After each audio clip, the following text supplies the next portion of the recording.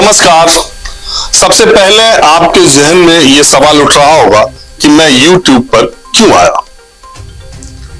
और आजकल ये प्रचलन में भी है कि जब भी कोई YouTube चैनल खोलता है, YouTube पर सोशल मीडिया प्लेटफॉर्म पर आता है, तो वो पहले यही बताता है कि उसको YouTube पर या सोशल मीडिया पर आने की जरूरत क्यों पड़ी। तो इससे पहले कि मैं कोई और बात करूं, ये साफ कर देना चाहता हूं कि न्यूज 24 के साथ मेरा जो रिश्ता है वो वैसे ही बना रहेगा।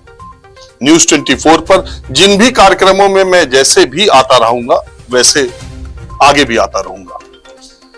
अब सवाल फिर उठता है कि फिर तब YouTube पे आने की जरूरत क्यों पड़ी। तो इसकी दो तीन वजहें हैं। बहुत कम समय में मैं आपको कम शब्दों में बताने की कोशिश करता हूं। आदाब, जय भारत। मैं हूं शाह आलम। आप देख रहे हैं सोशल मीडिया ऑफ इंडिया। पहले अजीत अंजुम, फिर अभिषार शर्मा, उसके बाद रविश कुमार, सब YouTube पर नजर आने लगे। न्यूज 24 पर माहौल क्या करने वाले राजीव रंजन भी अब आपको YouTube पर नजर आएंगे। मगर फर्क इतना है कि अभिषार शर्मा, अजीत अंजुम और रविश कुमार ने या तो अपना टीवी चैनल छोड़ दिया या उन्हें उससे बाहर का रास्ता दिखा दिया गया।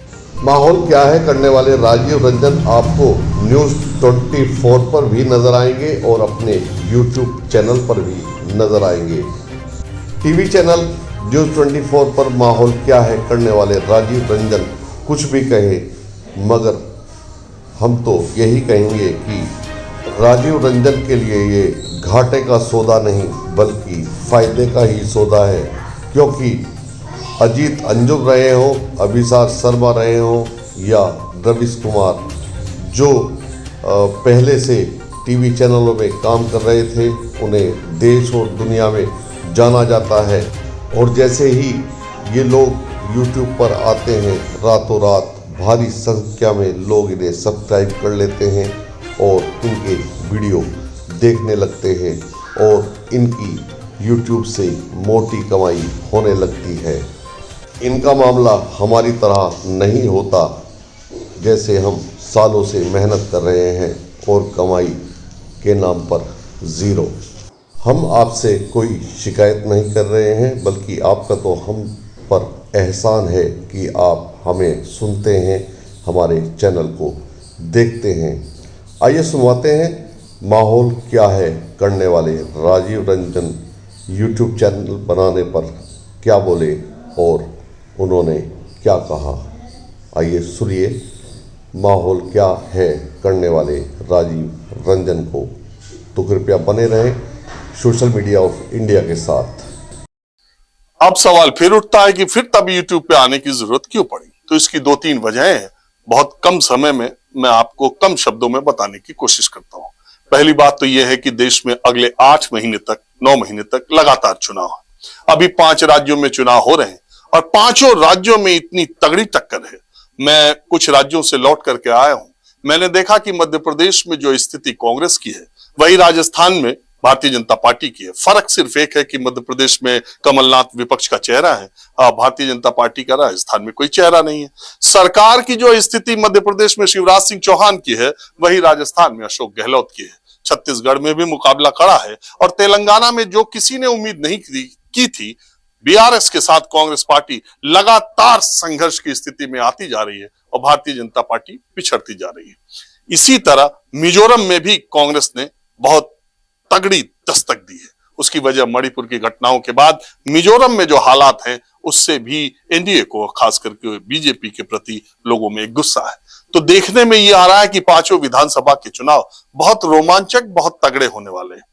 तो मेरे बहुत सारे शुभचिंतकों ने, मेरे दोस्तों ने और मुझे भी ये महसूस होता था कि देश दिन भर में 24 घंटे में एक माहौल क्या है कि वीडियो शायद पूरे माहौल को बता पाने में कामयाब नहीं है।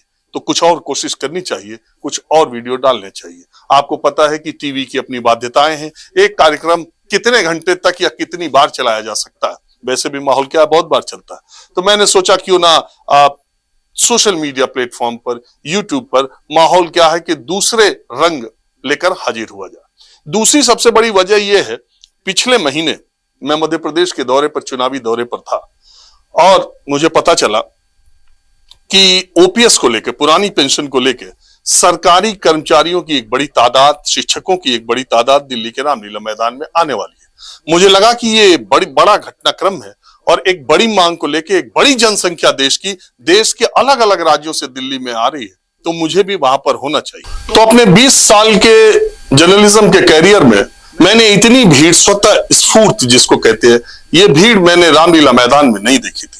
लेकिन मुझे इतना ही आश्चर्य देखकर हुआ कि मेरे चैनल के अलावा, मेरे और मेरे एक सहयोगी के अलावा, देश के किसी भी टीवी चैनल का कोई रिपोर्टर मुझे वहां 3-4 घंटे नहीं दिखाई दिया, ना किसी की ओबी वैन दिखाई दी। छोटे छोटे घटनाक्रम को लेकर टेलीविजन चैनल दिखाई देते, और स्वनाम धन्य यूट्यूब के पत्रकार जो हैं, जो लगातार जनता की आवाज को मुखर करने का दावा करते हैं, वो भी वहां पर मौजूद नहीं थे।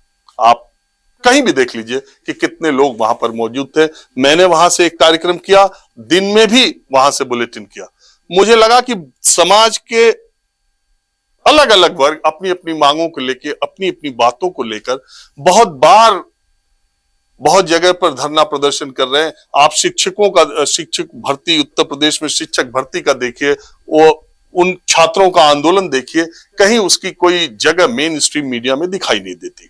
मुझे लगा एक प्लेटफॉर्म ऐसा होना चाहिए जिसमें मुझे, जहां जहां समाज के अलग अलग वर्ग, अलग अलग तबके के लोग अपनी मांग को सामने रख रहे हैं, उसको कम से कम जनता के सामने और सिस्टम के सामने लाने की कोशिश करनी चाहिए। उसके लिए भी इस प्लेटफॉर्म का उपयोग मैं करूंगा।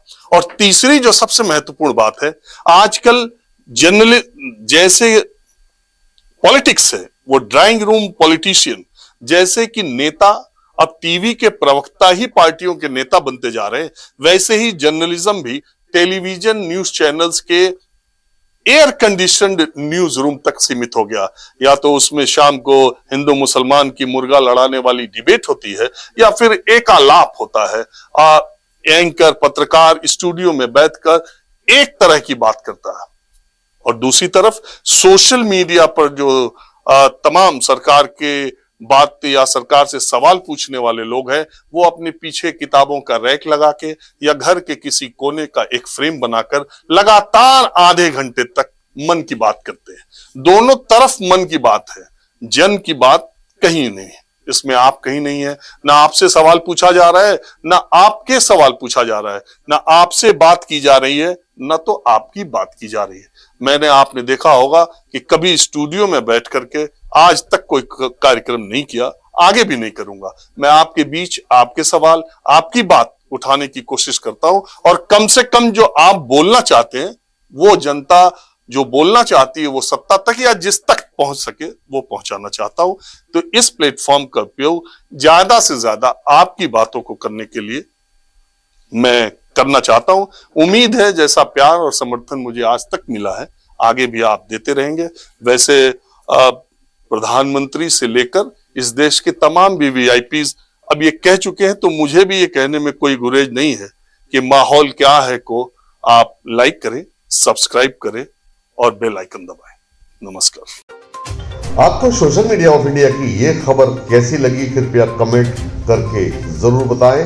आपको हमारी खबर पसंद आई हो तो कृपया वीडियो को लाइक कर दें, ज़्यादा शेयर कर दें, और अगर चैनल को सब्सक्राइब नहीं किया है तो सब्सक्राइब कर दें। धन्यवाद। जय भारत, जय हिंद, सत्यमेव जयते।